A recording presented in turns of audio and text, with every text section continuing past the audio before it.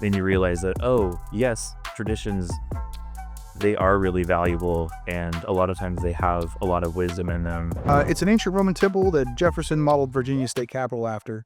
For those who don't know, what motivated you to make that trip? And how did it feel to study such a seminal classic landmark in person? The classical tradition, as opposed to something like Gothic architecture, where Gothic architecture that you see nowadays, it definitely pays homage to 12th century cathedrals, but it's evolved so much. It shows the passage of time, so you can see that they had gotten even better at manipulating stone in a couple hundred years.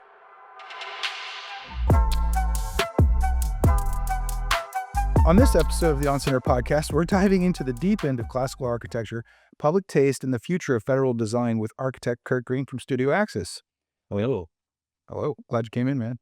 Thanks for having me. Absolutely. Fresh off of a research trip to France where he studied everything from the Maison Carrée to the Louvre, Kurt brings thoughtful and refreshingly contemporary lens to some very old stones. We'll unpack his recent AIA talk, his conversation with classical architecture advocate Justin Choubeau, and why he believes tradition and innovation aren't mutually exclusive.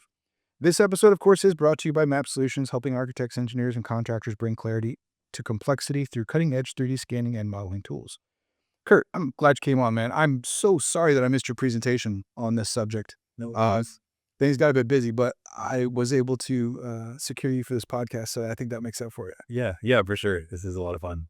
That's awesome. So you are originally from Indianapolis, same as me. We actually have a lot in common, and we'll probably touch on different points as we go through here. But as a lifetime resident of Indy's Near East Side and a recently licensed architect within the past year? A year and a half ago. Year and a half ago? Cool. How did growing up in Indy shape your path into architecture specifically, and what first sparked your passion for building and design? Well, that's a good question. I can't remember a time when I wasn't interested in architecture, so it's all speculation figuring out what got me into it. But I grew up in Woodruff Place, which is an old neighborhood from the 1870s on the Near East Side of Indy that was being renovated around me, including the house I grew up in. It was being renovated. So seeing changes happen, always finding it really fascinating. But also finding it a lot more fun to tell people what to build instead of building it myself. That started early on too. So I think at one point I was drawing floor plans. I was interested in the renovations going on. So my parents were like, "Oh, maybe you want to be an architect." So all that to say, I think Woodruff Place, one of Indy's neighborhoods, played a big role. I remember when they were doing that. I was back in the early 2000s. I had my job was selling windows and siding, Oh, really? and and we sold some architectural windows that the historic HOA, right, Woodruff Place would actually accept. So I was in there a lot. Yeah, I saw a lot of those renovations too. That's Yeah, cool. those restrictions get pretty strict about what kind of Oh window. yeah. So, One of my favorite things about Woodruff Place was a lot of the homes have the old copper gutters, oh, really? and I think those are just gorgeous. Yeah, I'll have to look next time I walk through. Yeah, pretty cool. So, at Studio Axis, you've worked on a pretty eclectic mix of projects, Yeah. some of which I'm intimately familiar with, from new fire stations to corporate office renovations. How have these diverse early career experiences influenced your perspective as an architect? Every project, no matter what the typology is, it has an identity to it or a culture associated with it. So that's most obvious when it comes to corporate office renovations and headquarters and things like that, because a lot of times companies are using their renovation to try to shape culture. And so it's really articulated in the design process. But then even projects like a fire station that is such a it's an emergency facility, so it's a super practical place, but it's also it is participating in a neighborhood culture, so that manifests in the community involvement of the firefighters for sure, but also the style, the detailing, the scale, the site of the fire station becomes a pretty important piece of a neighborhood's culture and identity. Sure. So that's been really interesting and not something I would have expected. I was kind of dreading before I started at Studio Axis working on office renovations just because that sounded so boring. I thought it would just be seas of workstations and acoustical ceiling tile, but there's so much exactly. But there's so much culture and identity and style associated with even a project like that. That's awesome. How did tackling all those varied projects help your recent focus, or did they have any impact on your recent focus on traditional architecture? Well, I think it's definitely related because the whole conversation about traditional architecture and classical architecture, it comes down to questions of identity and what kind of broader culture are people wanting to shape or bring back if there's a culture from the past that was compelling in some way. I think that's it's kind of that's a I'm struggling to articulate exactly, but definitely just the theme of architecture means things. Even mundane places we go every day, they impact us. The style that's in front of us, it impacts us. The experience of a building, it shapes the way we interact with people, shapes the way we go about our day.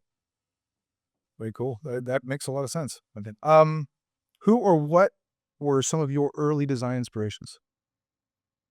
So I was very much a traditionalist growing up. So in Woodruff, I would see the mansions from the 1870s, 80s, 90s, and then compare them to McMansions in the suburbs, and I would get really fired up about how we need to bring back the good old days of architecture, which is kind of funny now because I feel like that's the sentiment behind the executive order and stuff like that is we need to bring back the good old days, sure, of architecture.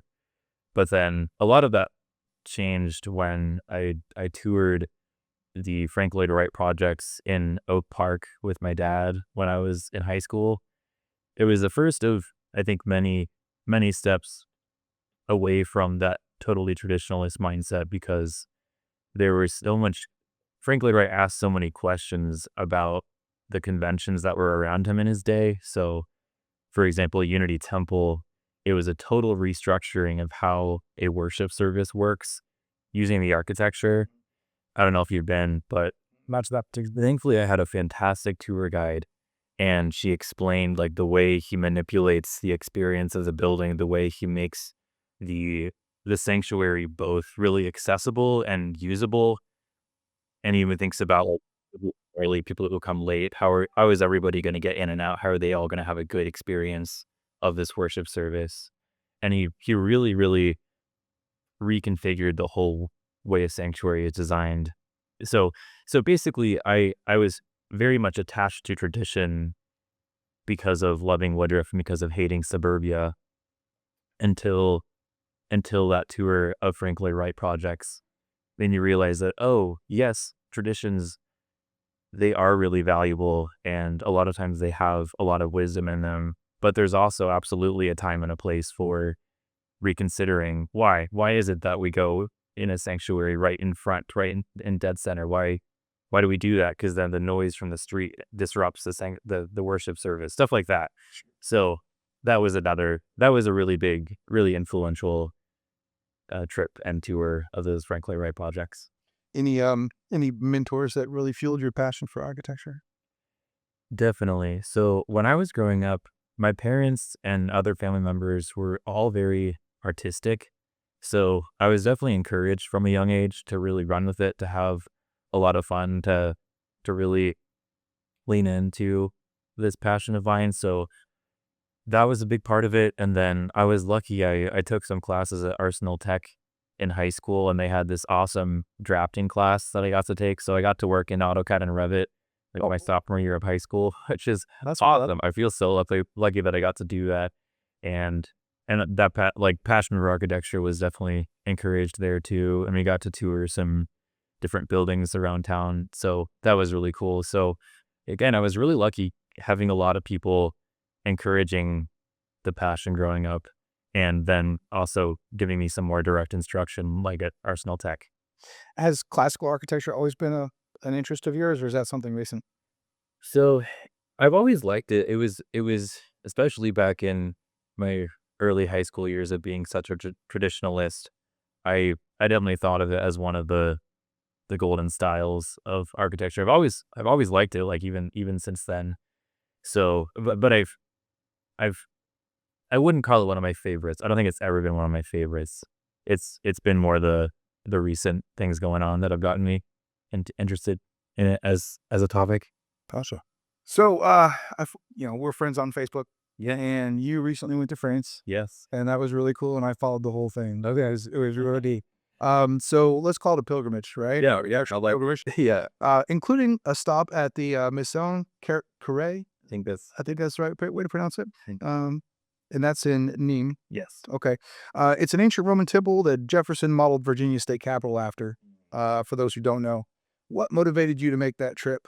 And how did it feel to study such a seminal classic landmark in person? Yeah. So to answer the first question about what motivated the trip. So last year, I applied for a travel grant, an architectural travel grant, which I did not get. But the application, I I wrote about the different buildings in Paris that I find interesting as case studies for bringing architectural traditions into contemporary life. So I already had that kind of backdrop of the topic that was on my mind from that application, which again I did not get. But I was like, you know what? I can still go. I had already been planning on going to Paris to study those buildings, and then in January the memo came out from the White House calling for traditional and classical architecture to be kind of reignited as federal default styles.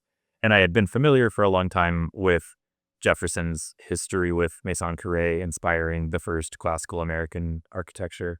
So I was like, might as well add add this trip to the south of France to Nîmes, where that classical building is. Might as well add that to my agenda. So that's how I got motivated to take the trip. And then as far as what it was like to go, it was honestly really fun. Like I think I dramatized it a little bit on Facebook, just like it's just an adventure and like, here goes nothing. Um I mean, it wasn't a bit over, right? yeah, it was. It was super fun to begin with. And then it was really, really stunning architecturally. And it is pretty wild being at a place, taking it in and realizing, wow, 250 years ago, Thomas Jefferson saw this and it motivated him to have such a lasting impact on federal architecture, and not just federal architecture, just architecture in America. Like it is kind of hard to imagine American cities without classical. It's everywhere. No, yeah. So it is kind of wild. Even in small towns, I mean, Right. they're courthouses. Right. Yeah. Yeah. Yeah. It is everywhere. So that was really interesting. The last thing though that I'll say is it was honestly bizarre the way the exhibits at this place really romanticized Roman colonialism. Okay. That was really surprising to me because they talked in only positive terms about the Romans taking over the south of France. Interesting. And, they built this temple to celebrate the dignity and peace of the Roman Empire. And I'm not a historian, but that is a take I have not heard before about the Roman Empire, that it was like a peaceful, prosperous place that like local communities were excited to welcome into. I I don't think that's accurate. And that was kind of weird. Yeah. So that was the historian's take. Yeah, so when I was walking around the exhibits themselves, like, the explanations on the walls of what this place was, and I can't really make sense of it other than maybe they don't want to get too deep and heavy or something, but there's no there's no tie in contemporary French government to ancient Roman. Like why are they motivated to have such a censored telling of history, or What's that? or just a mistelling of history? I don't know. So that was odd. That'd be curious to look into. Yes, I should just Got look it. into that more. That's yeah. So while you're there, you also toured several other traditional buildings Yeah. in Paris. Yeah. Did you see any examples of how to balance heritage with innovation in a modern city? Absolutely. So that's what a big part of my presentation was actually digging into the design operations involved and taking these old buildings and then bringing them into new life somehow. So I came up with several operations. So elaborate, extrapolate, reconfigure, abstract, reposition, mythologize, adapt, interpolate, and replicate. So those are all things, and this is all speculation, or mostly speculation, but looking at these old buildings like even Notre Dame is from the 12th century, and paying attention to the design moves involved in keeping it relevant, keeping it alive, keeping it usable for contemporary life. Gotcha. What struck you about how Paris integrates its historic architecture into contemporary life? And did it spark any ideas about how we might approach classical design differently here? Yes. So kind of in stark contrast to the way that Roman temple in the south of France, the way the exhibits told the story, I was really impressed with one building in particular in France that I thought, or in Paris, that really beautifully told told the building's history in a complex way. So is the Bourse de Commerce, which is a contemporary art museum just a little bit north of the Louvre. And there's some super simple design moves from 2020, adding some massing on the inside to this 18th and 19th century building that really reconfigure and repurpose the the story that the building originally told. So this building originally told a story with a mural overhead of really glorifying Western civilization above all other civilizations, really really embracing the colonial power of France in the time that this building was built.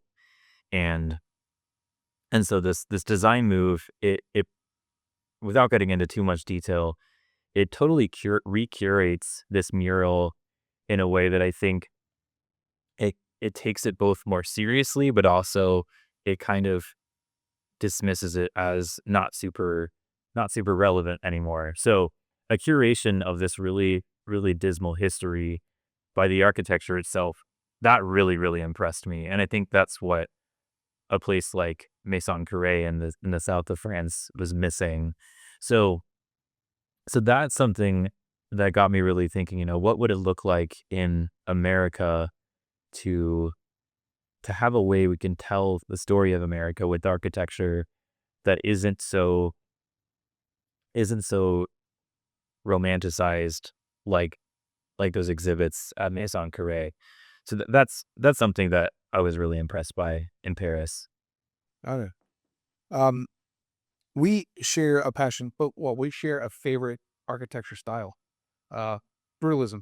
Oh yeah, yeah, Yeah. yes, yes. Uh, I know this wasn't on my list of questions, but tell me what it is you like about brutalism so much.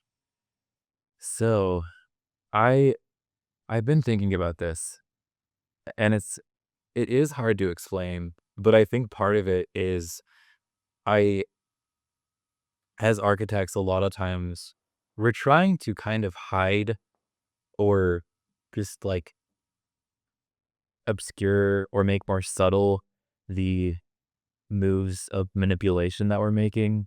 So just like sometimes we make a ceiling lower because we want it to feel a certain way. Other times we'll make the ceiling higher because we want it to feel a different way.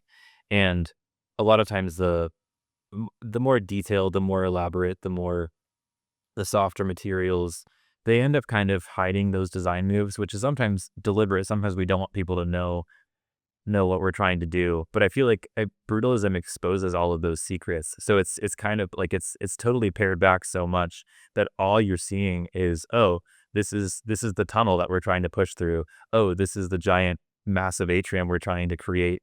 So you kind of feel overwhelmed and feel ready to move into whatever smaller space you're planning to go to. So I think it's an uncovering. It's like architect's secrets told pretty directly through brutalism. I think that's part of it. Sure. I think it's also I love shapes, I love geometry, Uh, and the contours of brutalism are really really the visible. sharp angles, Yes. the bold. I mean, it looks bold and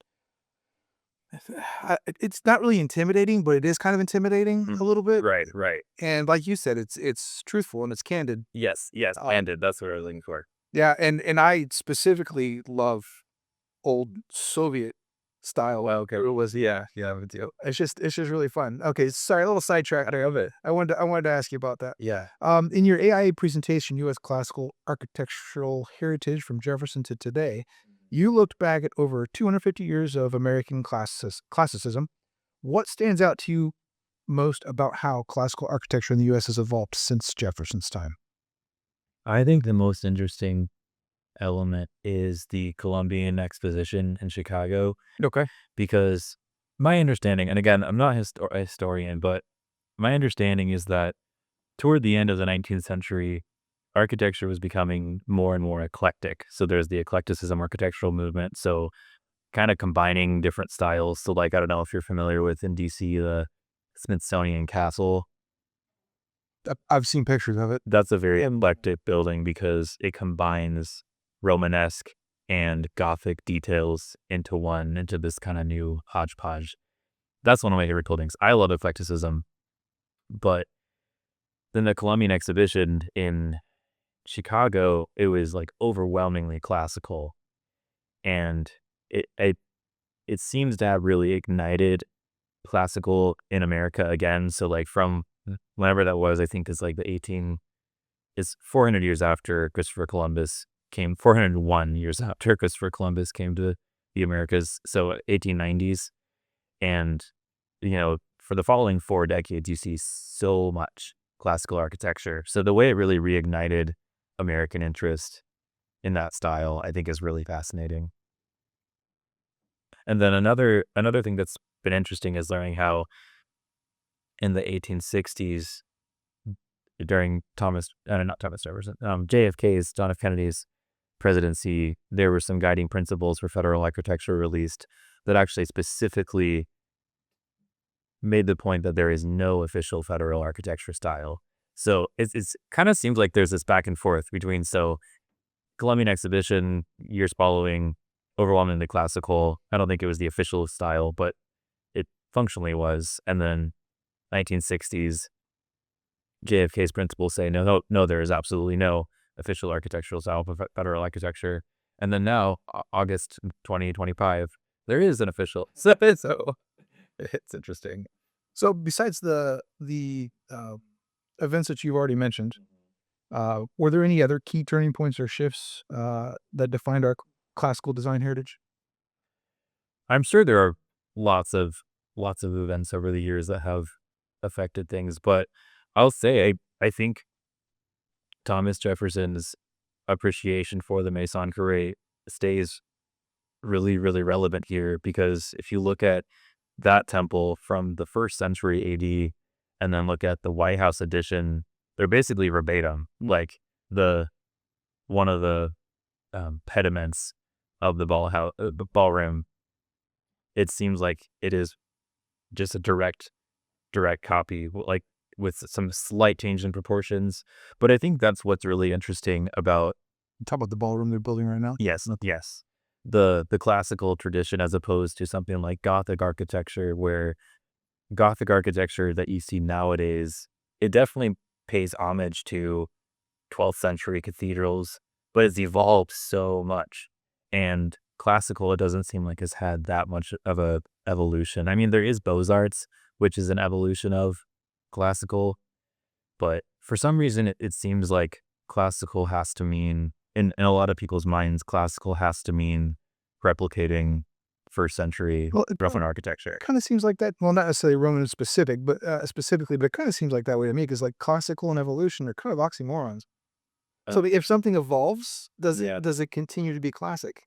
Well, I think that's the question that I had for Justin Schiavo, and just a question I'm asking in general is, why is that? Why is it that we think of classical and um, evolution as oxymoronic? Maybe not in an architectural sense, but in an English language sense, classical or classic typically means something from the past. Okay. Yeah. Yeah. But I wonder, I mean, it's getting pretty deep, but why, why, what, I'm not an expert. I'm just asking. yeah, I'm saying there, but I mean, the thing is, I think classical as a Roman concept is where the English word classic comes from. Like, let's look at, classical architecture was reserved for the highest class of classical style was reserved for the highest class of architecture, highest class of buildings, I think, in Roman or maybe Greek architecture originally.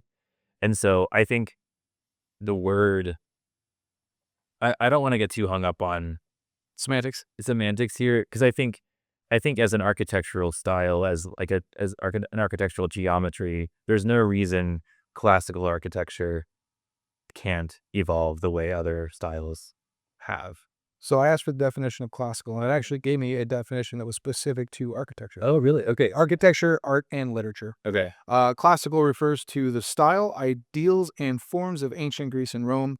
Balance, proportion, harmony, and restraint. Classical architecture, for instance, uses columns, symmetry, and mathematical order. I could see how that could evolve. So I was hung up on the semantics. Yeah. That makes a lot more sense. Yeah, and I think I'm really glad you asked about that though, because I think that's where there can be some confusion is the the word. I think you're right. Like it just as a broader concept, something being classic, something being classical, or yeah, something being classic. It does have a meaning Rooted in that history. rooted in history, rooting in not changing and avoiding change, maybe. So, but architecture, yeah, the description that you just read, I think really lends itself to evolution. Absolutely. I can agree with that. So as part of the talk, you critiqued the Trump administration's 2025 executive order making federal architecture beautiful again, uh, which I've seen criticized a lot on social media, which is attempting to make classical design the default for federal buildings. Why do you take issue with a mandate like that? And without getting political, but specifically on that mandate. Yeah. So first, I want to elaborate just a little bit on what the executive order says. So the executive order calls for building federal buildings, both new construction and renovations, over $50 million to have to be as have as their default styles a list of traditional styles from American history. So it does actually depend on what region of the country we're in. So the default styles for New Mexico and for California are different from those in DC. So DC is the only place that I know of, so far at least, that classical is the default style. So just to clarify, I think there is some confusion that I run into talking to people about this. Classical is not the default style for all federal architecture from now on. It's $50 million and over in DC. And to answer your question, though, I am actually not categorically against having a style, an official style for federal architecture. I don't think that's an altogether bad idea. What I'm concerned about is if having a style means we can't innovate anymore.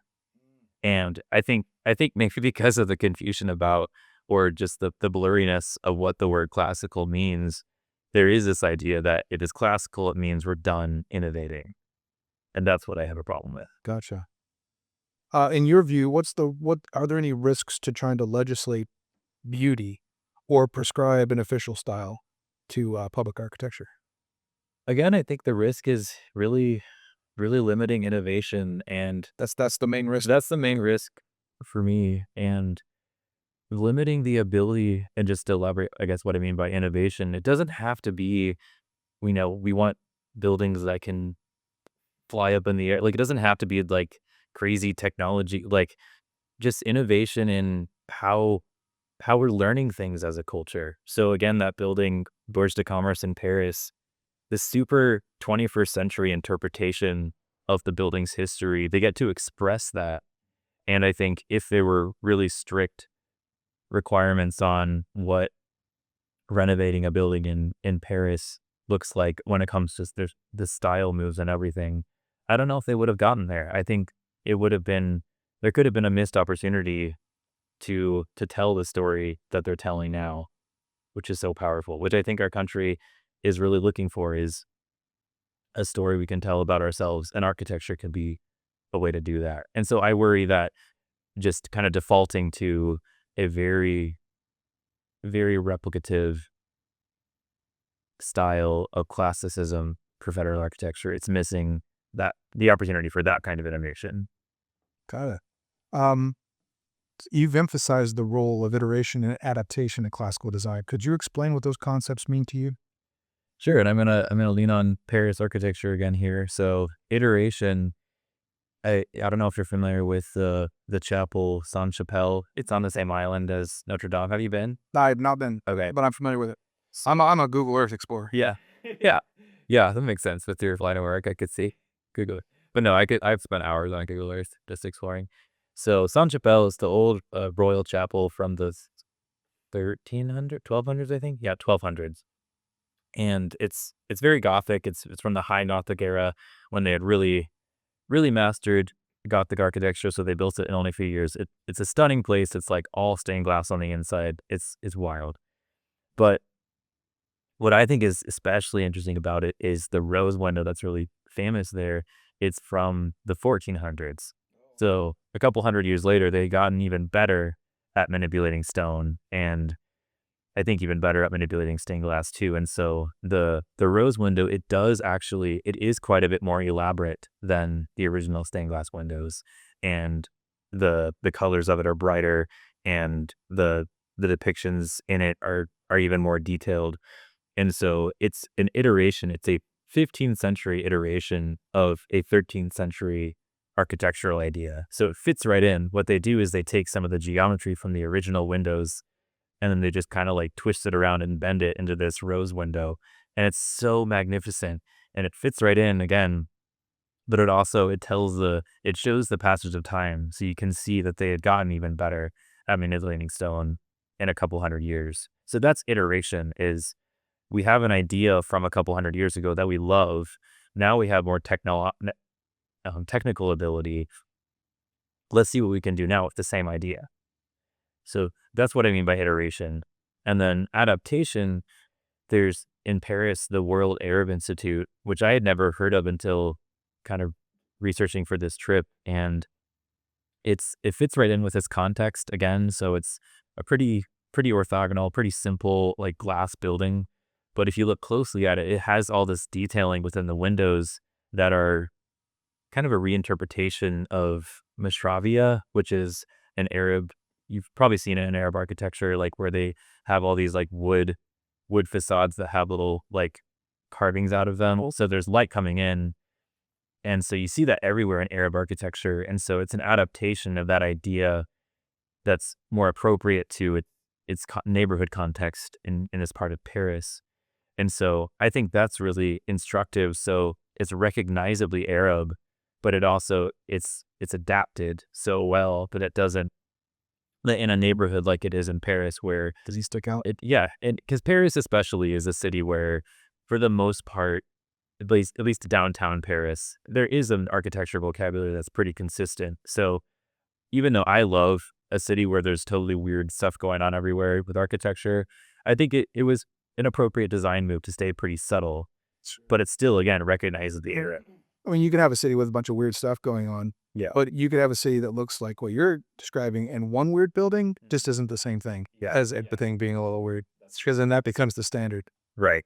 Right. Of course, I mean, I'm not an architectural expert, but that's how I take it. Yes. Yeah. How can today's architects keep classical architecture alive and evolving using classical principles in new ways rather than just copying historic designs outright? I think it's learning from those masters in Paris. I know I keep talking about these Paris. I mean, it's a good example. So Yeah, yeah. I mean, it's fresh in your mind. it's so masterful the way these buildings. So I think like with Saint Chapelle, so taking the original window geometry and bending it into this new configuration with the rose window. What would it take? What would it look like to kind of diagram, take in the geometry of Roman architecture, and then just play with it? I mean, it's been done before. You can see that in different areas. So even like postmodernism, a lot of it is kind of playing with classical elements. But I think sometimes the risk with postmodernism is it can get really a little too goofy too quickly, I think, for a lot of contexts. But I think operations like that, though, they can still look really serious and look really appropriate. So a building that I really like is the Richard Meyer Courthouse I believe it's in Arizona. That's super modern, super contemporary, but it draws so much geometry from classical buildings and proportions and the actual line work. So it has like pediments to it, like it has like a big portico. Um, but where it gets tough though is it becomes a kind of in the eye of the beholder how much evolution is too far. When does it not even become related to classical architecture in any meaningful way? And I think that's the weakness, or not the weakness, but the challenge of what I'm trying to articulate is that you can have tradition and evolution, but there is probably a way to evolve so much that the relationship isn't even there anymore. So that brings me to another question that might digress our conversation a little bit, Okay. but well, still on the same topic. What would happen? How big of a sin would it be? And what would it look like to design something in the classical style that is not symmetrical? I know that sounds like a really weird question, but I have this thing with symmetry, and I argue people out all the time. Yeah. Symmetry is often synonymous with beauty in ways, but I find asymmetry more interesting. Okay. Well, I think that's a really, really good question. I think it would be like heretical to what a lot of people think is fundamental to classical architecture.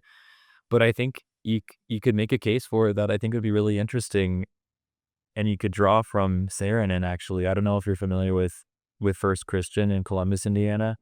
So it's one of the iconic churches down there that has the big square like tower. Okay. I'm sure you've seen it before, but he actually deliberately made the front facade of this church asymmetrical. Awesome. And his reasoning that I've heard, and maybe he had multiple reasons, maybe like you, he just preferred it over symmetry, but he said it forces people to study the facade. It's more interesting. It's more interesting, it's more surprising.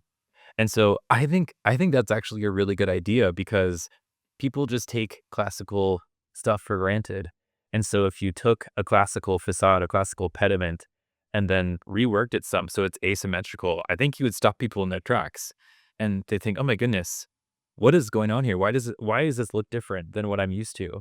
And then people will actually pay attention to what's going on. So I think they might, but I don't know. I think they're probably you're probably not totally alone in referring asymmetry to symmetry. I mean, it really depends on what it is, but yeah, I think I just find it more interesting. Symmetry is beauty in a sense, but it's just it's kind of it can be boring sometimes. Yep. Anyways, okay, back on track.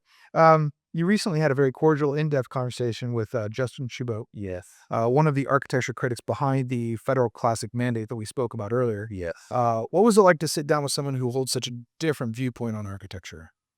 It was easier than I thought it would be, just to get along and to have a cordial conversation. The hard part for me was kind of choosing my battles in what all to bring up about our disagreements. So Yeah. he said things during the call that I don't agree with, but I had to make judgments because we only had like 40 minutes, and I wanted to show him my slideshow and everything. It was a little bit of a tightrope that I was trying to walk between. I I'm so grateful for his time. I mean, it's wild to me that he was willing to meet with this random architect from Indiana.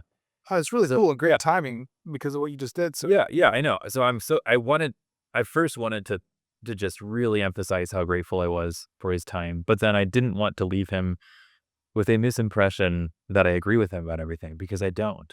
And so I actually had presented my whole presentation, and he said, "Sure, yeah, I think there's room to evolve within the tradition for sure." And then I asked what he thought then of the Richard Meyer courthouse in Arizona, from that lens, like this is an evolution of classical architecture.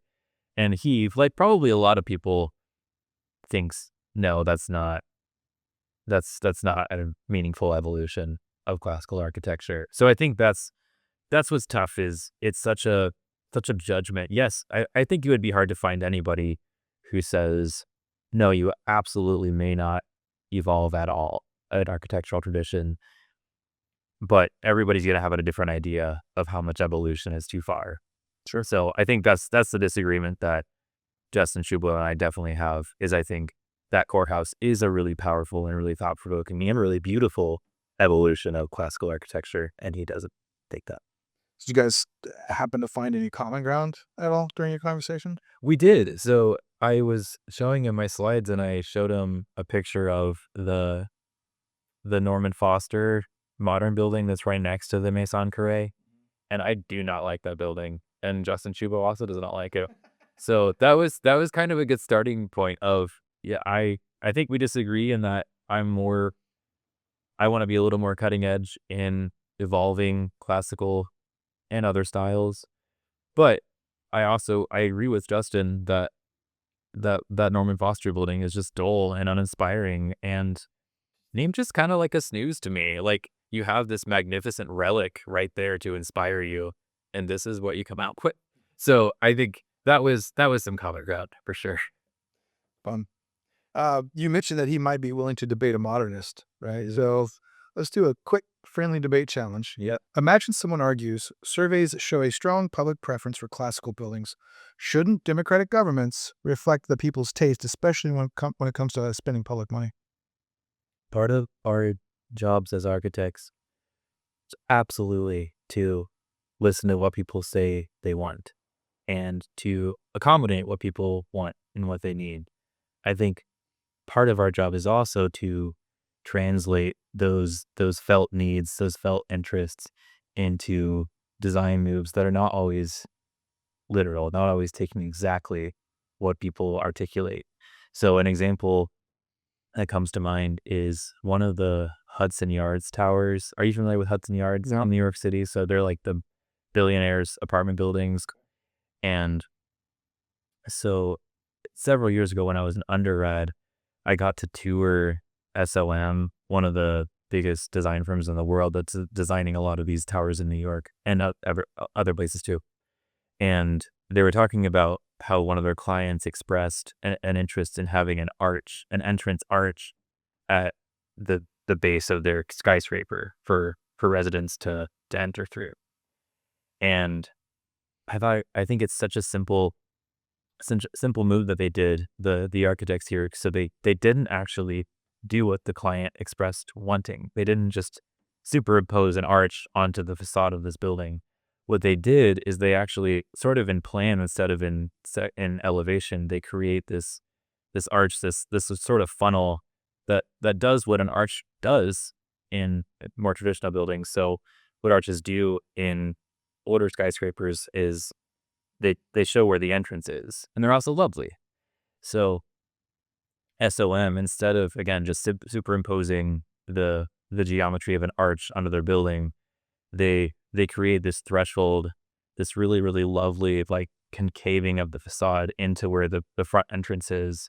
So it accomplishes the same thing, but it is more appreciative of the context of what's going on there, of the design moves in general. So they listened to what the client wanted, but then they gave it some thought and created a really bold design move. And so I think that's relevant here because we can listen to what the public articulates as what they prefer, but I don't think it has to be, oh, okay, you prefer classical detailing. So let's take verbatim first century Roman architecture and build more of it. Let's dig into, oh, so what are they really asking for? What are people really interested in when they like this more traditional stuff? Is it that people just like old things? People like antiques? Like everybody knows I love antiques. And so is the approach then to just replicate antiques and make new furniture that looks like antiques? Or is it to both really treasure old buildings, treasure antiques, and then learn from them and make design moves that are innovative and still respond to what people express they want. I thought that's a good answer. Okay. Yeah, I'll give you a point for that. So, all right, last topic. You and I both share a love for Tolkien. Yes. Lord of the Rings, right? I've read Lord of the Rings when I was 12, 13 years old. Um, I know you're a fan, and rumor has it that you recently watched a deep dive video on Middle Earth architecture. Yes. So just for fun, if you could bring your architectural philosophy into Tolkien's world, what kind of structure would you dream up? Would it lean more towards the elegant, natural Rivendell or something grand, um, and Gondorian like Minas Tirith or like the dwarves. I mean, we both like brutalism. Dwarves is pretty close to brutal. It really is. So what Yeah. what would you bring to Middle Earth with your design philosophy if you were asked to design not necessarily a palace but an important building? I have always really loved Rivendell, even before I knew that it took some inspiration from Art Nouveau, which is one of my favorite architectural styles.